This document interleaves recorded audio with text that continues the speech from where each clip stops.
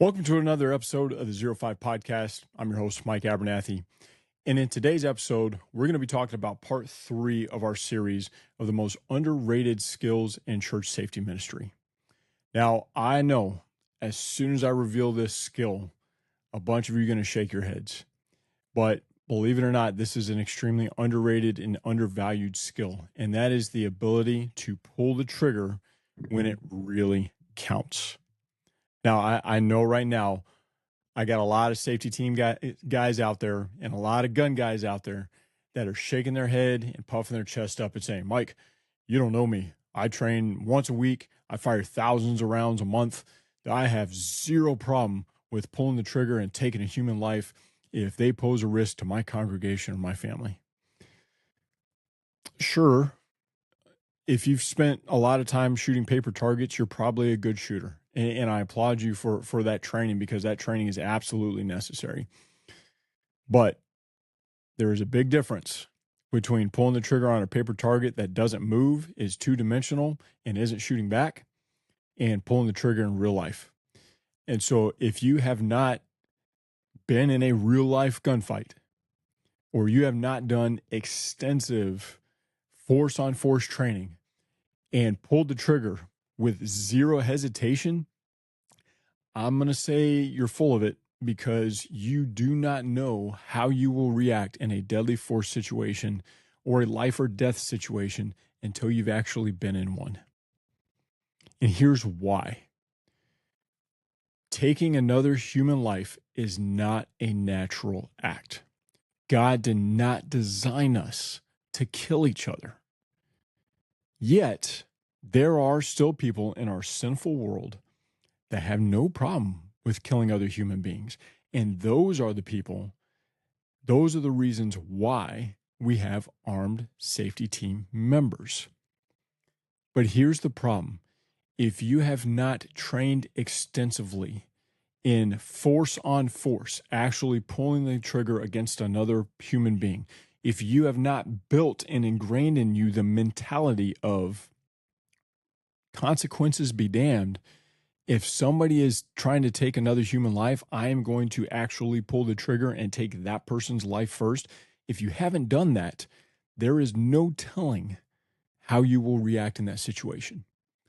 Now, for my Leos and my military guys, we had it different. We have it different. Police officers and military have it different. That is because in their job, they sign up for a job that there is a specific level of expectation that they will pull the trigger without hesitation. That gets ingrained to them through training and exercises very early. So if you're a Leo or you're prior military, right? Combat arms military, not desk guys. No offense to the desk guys, but there's a difference. If you're one of those guys and you're on a safety team, I hope you're the one that's there, because you have that training, you've built in that mentality. If you're not of that background, it's a different world, right? Also, police officers and military, there is a certain amount of qualified immunity that they get in a deadly force incident, especially if they have to meet deadly force with deadly force. In the military, sometimes you don't even have to wait. You're going on the offensive and you're using deadly force in an offensive manner. But for safety team members, for civilians, it is a different world. We have a lot working against us in terms of pulling the trigger. First off is just the general mentality. You're not designed to do that on purpose. God made you that way. That's working against you.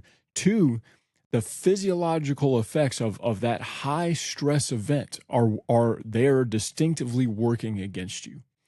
A real life gunfight is nothing like what we see on TV or in the movies or in the video games. Okay?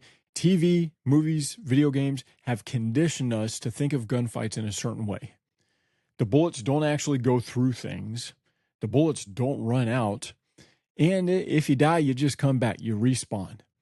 That doesn't happen in real life. In real life, if bullets are being exchanged in multiple directions, somebody is going to get hurt and possibly die. It may be you, it may be the bad guy, and maybe an innocent bystander. But if real bullets are flying through the air in real life, somebody is likely going to die. And when that happens, there is a whole lot of liability and legal concerns and all kinds of stuff that is telling us don't do it. Lots of stuff is ingrained into our brain, preventing us from pulling the trigger. All right, if you know anything about the West Freeway Church of Christ shooting in White Settlement, Texas, just outside of Fort Worth, that happened a few years back, there was a guy came into that church dressed in an awkward manner with a trench coat and a wig on, and he was holding a shotgun underneath his trench coat. He got up, and this is all on video. This is as clear cut and as dry as it gets. This guy gets up, asks the usher a question, pulls a shotgun out, and shoots him. Safety team member stands up, hesitates in his draw for reasons that we don't need to discuss here, but hesitates in his draw, and he gets shot. Another safety team guy that was armed in the back of the sanctuary had trained this very scenario. He had trained this scenario. He had built it into his brain that if this happens, I'm going to pull that trigger. And when it happened, he pulled his weapon out and he earholed the shooter as the shooter was trying to make his way towards the front of the sanctuary. All of this is on video. It's as clear cut a self-defense and defense of others case as you'll ever get. And that guy still ended up in court proceedings for 9 months. So there's a heck of a lot working against us pulling the trigger. And I've seen this. I've seen this in lots and lots of force-on-force training. I've done a ton of force-on-force training, simunitions and UTMs. And even though nobody's really going to die in those situations, they still hurt an awful lot. And you see the natural disinclination to pull the trigger. I don't know how many times I've seen it in force-on-force scenarios where it was a clear-cut defense of self or defense of others situation. It was clear-cut. And yet the person drew their weapon, the good guy drew his weapon and said till he was blue in the face, drop the weapon, drop the weapon, drop the weapon, or show me your hands, show me your hands, show me your hands, drop the knife. They just warned them over and over and over, thinking that the more that they say it, the more likelihood that the person's going to drop the weapon.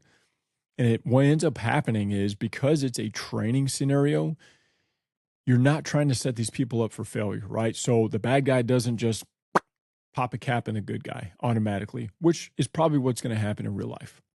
If you say, drop the weapon, I know you're not going to shoot. Right? And so it ends up being a small gunfight where both people end up getting shot up.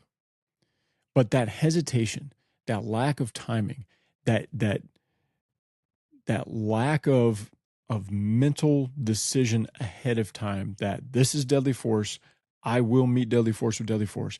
That lack of that mental clarity causes so many people to hesitate. This is a skill that we must train. That's why I'm labeling the ability to pull the trigger as an underrated skill. I'm not saying that shooting is an underrated skill. Lots and lots of safety teams do lots and lots of shooting, as they should. Shooting is a perishable skill, and it must be kept up regularly. If you are not shooting or dry firing on a regular basis, you are setting yourself up for failure. And here's why. That marksmanship, that shooting, that tactical muscle memory of being able to draw, rail out, finger on the trigger, taking slack out of the trigger, sights on target, squeezing rounds, follow-up shots, scanning and assessing, being able to do that, whether it's as advanced as you want to get it, flat range, not moving laterally, moving back and forth, however technical you want to get it. That skill set is the basis of your ability to actually be able to pull the trigger in real life. But we need to build up past just the flat range, right? So just like anything else that we train with our church safety team and as 05 safety training, we train using the crawl, walk, run method. So in this particular skill set, the ability to pull the trigger in real life, we start with the flat range. You must have good shooting fundamentals, the ability to safely handle your weapon and put rounds where you want them to be, that is the basis. That is the crawl phase. And you still have to build up that crawl phase a little bit by building in the ability to engage multiple targets, follow-up shots, shooting while moving, shooting from cover, shooting, transitioning, emergency reloads, tactical reloads. Those are all basic fundamental skill sets that you must develop first. Once you have those skill sets down, then we can move into more advanced shooting. We add a little bit of stress. So we add multiple targets, some good, some bad. We add some target discernment, right? You have to pick out the bad guy. All right, we add some auditory stimulation. So we play on a loudspeaker, babies crying or loud noises, or we initiate the exercise with gunfire. So you're reacting to gunfire as opposed to the instructor saying up or saying threat, right? We add that stress. We add a time hack to it that you must engage the threat within a certain time. And for every second over that time, that is an innocent life lost because you delayed. We add that, and that becomes the walk phase. We also add in some tactics, right? We learn how to move as a team. We learn how to move safely with our weapons together. We learn tactics, how to engage in a parking lot. We learn how to room clear. We learn how to work our way down hallways and clear opposing threats in teams of 1, 2, 3, and 4. That's still the walk phase. Once we have developed skill sets all the way up through the walk phase where we can shoot well, we can handle the weapons safely and handle them well and put rounds exactly where we want them, and we can do so as a team, moving and clearing buildings and clearing rooms and clearing parking lots like we should. Once we've developed that ability, that includes getting off the X. If it's a one-on-one, we practice getting off the X. It's a lot tougher than you think. But once those skills are developed, we then add in force on force. We add rounds coming back at you. You are going against an actual human being.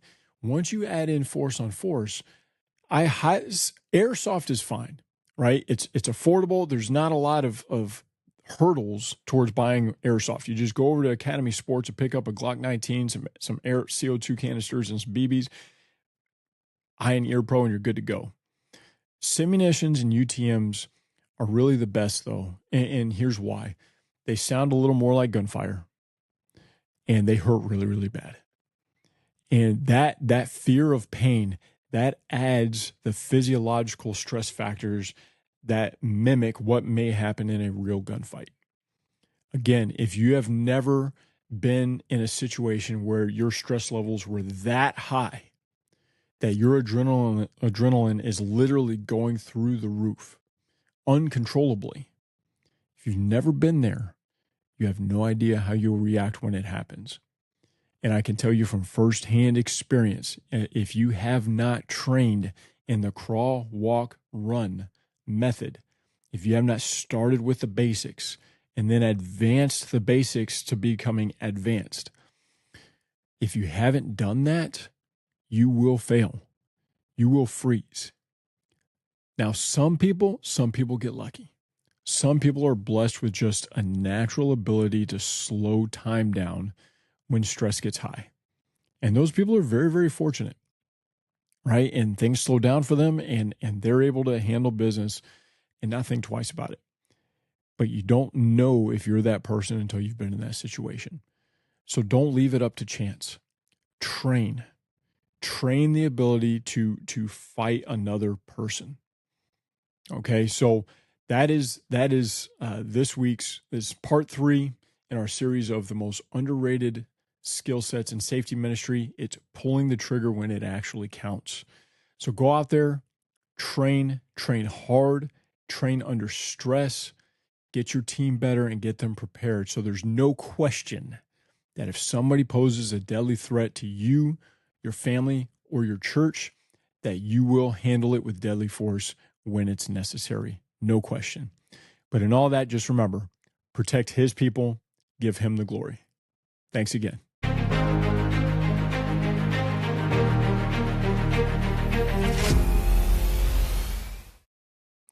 Thank you for listening to the Zero Five Podcast. I just want to personally thank you for your support, especially those that have paid subscriptions on Substack or have given us subscription-free donations. Your support is helping this brand new ministry get off the ground. For those of us here at Zero Five Safety Training, we're fathers, husbands, and we all work regular jobs. So your support helps us to have to work less overtime at our regular jobs and spend more time on this ministry that God has called us into helping you build a stronger and more thriving safety ministry. If you're able, please consider a paid subscription on Substack or a subscription-free donation looking up 05 Safety Training on Substack.com. At the very least, please consider just sharing this information, sharing our podcast and our Substack posts with friends of yours or with other churches that are trying to build their own safety ministries. Thanks again for your support, and remember, protect His people, give Him the glory.